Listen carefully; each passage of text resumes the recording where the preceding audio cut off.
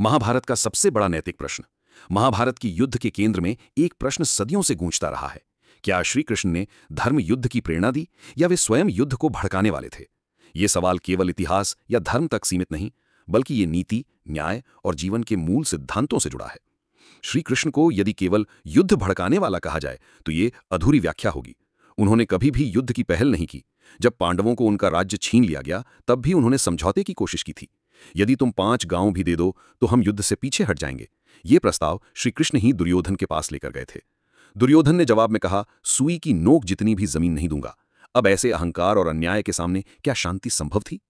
गीता युद्ध नहीं, विवेक का उपदेश। कुरुक्षेत्र में अर्जुन जब अपने सगे संबंधियों को देखकर विचलित हो उठा तो श्री कृष्ण ने श्रीमद् भगवद गीता के रूप में उसे जीवन का गूढ़ सत्य समझाया। गीता को युद्ध का मंत्र नहीं, बल्कि कर्म, धर्म, आत्मा और मोक्ष का दर्शन है। श्री कृष्ण ने स्पष्ट कहा, कर्मणे वाधिकारस्ते मां फलेषु कदाचना, अर्थात तुम्हारा अधिकार केवल कर्म करने में है, फल की चिंता मत करो।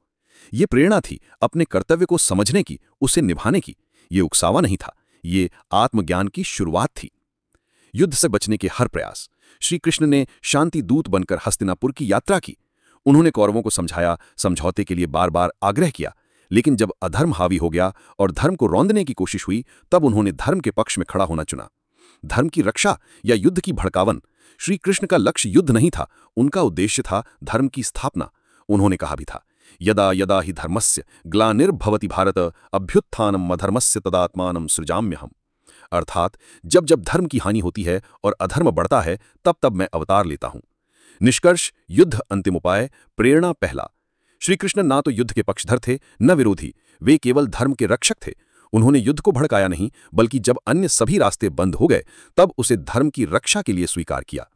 वे नेता थे, मार्गदर्शक थे और सबसे बढ़कर जीवन के गूढ़ सत्य को उजागर करने वाले योगेश्वर।